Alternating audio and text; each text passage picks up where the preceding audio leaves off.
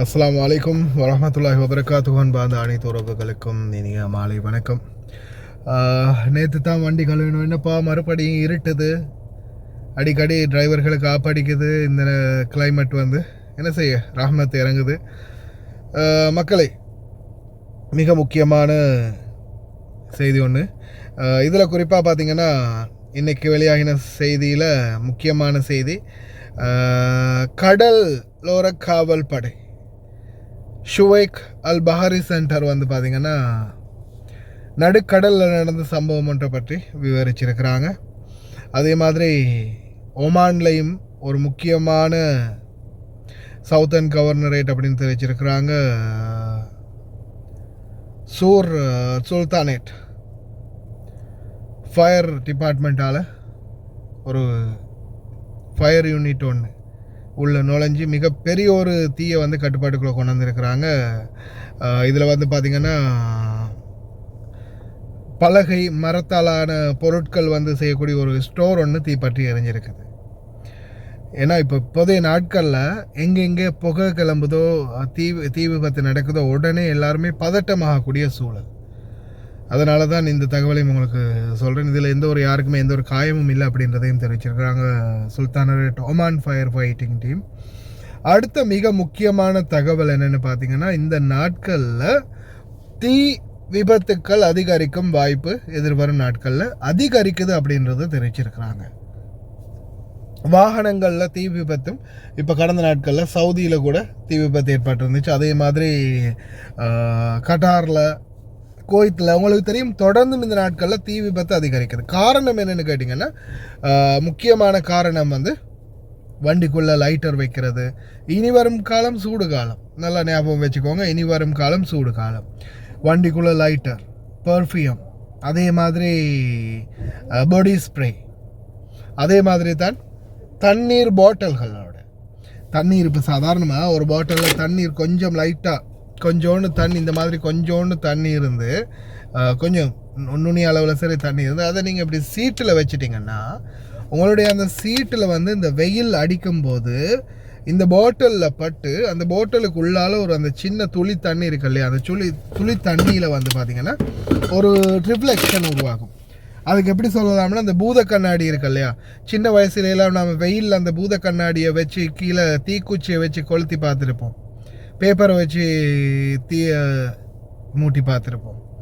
நான்லாம் சின்ன வயசில் பண்ணியிருக்கேன். அப்படி ஒரு மிட்டாய் வரும், அதோட சேர்த்து வரும் அந்த மிட்டாயை சாப்பிட்டு பண்ணின ஞாபகங்கள் இருக்குது. அந்த மாதிரி தீக்குச்சியெல்லாம் வச்சு கொளுத்தி பார்த்துருப்போம்.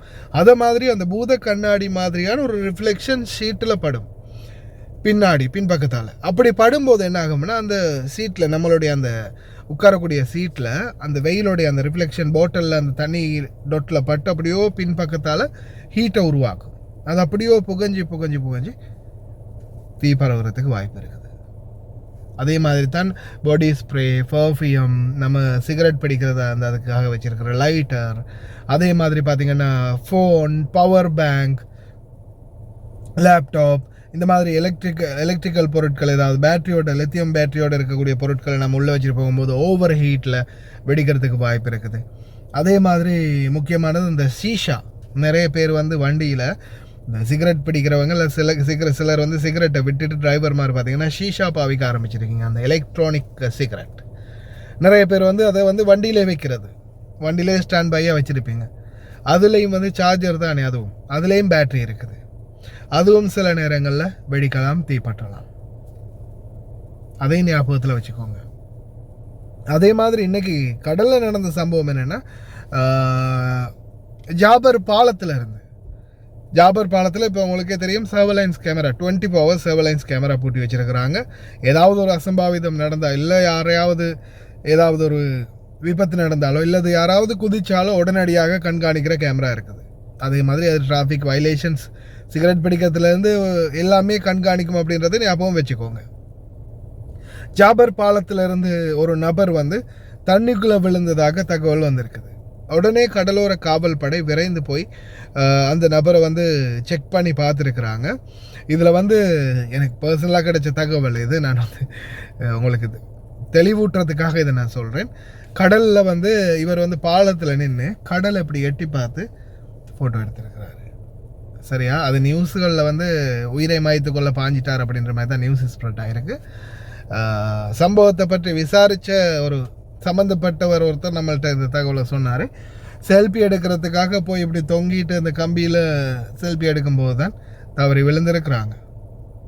தயவு செய்து கவனம், முட்டாள்தனமான வேலைகள் செய்ய போகாதீங்க, சாகசம் பண்ண போகாதீங்க. அது கடைசியில் உங்களுடைய வாழ்க்கையே முடிச்சிடும்.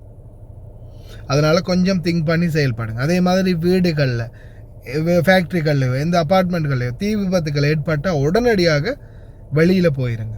ஹீரோயிசம் வேண்டாம். சம்மந்தப்பட்ட அதிகாரிகள் வந்து அவங்கள காப்பாற்றணும். ஓடுற வழியில் ஒரு சின்ன குழந்தைய பிடிக்கிறீங்களா, பிடிச்சிட்டு ஓடுங்க. போகிற வழியில் ஏதாவது நீங்கள் ஓடிக்கிட்டு இருக்கும்போது ஏதாவது ஒன்று உங்களுக்கு கையில் மாட்டுதா, காப்பாற்றக்கூடிய சூழலாக அதை பிடிச்சிட்டு உங்களால் ஓட முடியுமா, எடுத்துகிட்டு வெளியில் ஓடிடுங்க. அவ்வளவுதான். மற்றபடி உள்ளே போய் 4 பேரை காப்பாற்றணும் அப்படின்ற முயற்சிகளில் ஈடுபடாதீங்க. ஏன்னா அதில் அந்த டாக்ஸிக் புகை வரும், தீ பற்றலாம், வெப்பம் அதிகரிக்கலாம். அதற்குரிய ஷூட்டோடு அதிகாரிகள் போய் எப்படியாவது காப்பாற்றிடுவாங்க. ஆனால் நம்ம போனால் விளைவுகள் வேறு மாதிரி இருக்கும். அதால் தயவு செய்து ரொம்ப கவனமாக இருங்க. செல்ஃபி எடுக்க போகும்போது கவனம். اليوم سلامك في أمانك المنزلي من خلال اقتنائك المطفاة وكاشف الدخان وبطانية الحريق. اشتراطات السلامة هذه يجب أن تكون موجودة داخل المنزل من أجل سلامة الأفراد الأسرة داخل هذا المنزل سواء مواطنين ومقيمين. قد هذا الأمر لا يكلف شيء، ولكن هناك ممكن يكون بعض التهاون والأهمال من قبل الأهالي أن ما تتوفر هذه السبل داخل المنزل. لو نعرف عندكم 3 أنواع من هذه مطفاة الحريق حتى تكون واضحة للمشاهد الكريم. بعد ما نخلص من هذا الشرح ننتقل إلى بطانية الحريق وإلى كاشف الدخان وكاشف الغاز. طبعا هي 4 أنواع مطفاة، عندنا الماء، البودرة، وثاني أكسيد الكربون والرغوة. يفضل في المنزل تستخدم الماء مع ثاني أكسيد الكربون. الماء لتكافح المواد الصلبة غير واصلة بكهرباء نهائيا. ثاني أكسيد الكربون يتكافح الأجهزة الكهربائية وغاز الطبخ والشولة والمقلة، الجدر لا قدر الله اللي ممكن يحصل. نقول إذا منزل كامل في كل دور ينحط، طبعا ما تنحط واحدة حق البيت كله أو 2 مثلا حق البيت كله، لا نتكلم مثلا عن كل دور. احنا نحط عند الماء عند باب الخروج على أساس نكافح لا قدر الله إذا كان هناك حريق في المواد الصلبة. عندنا المطبخ لازم نحط فيه ثاني أكسيد الكربون وبطانية الحريق.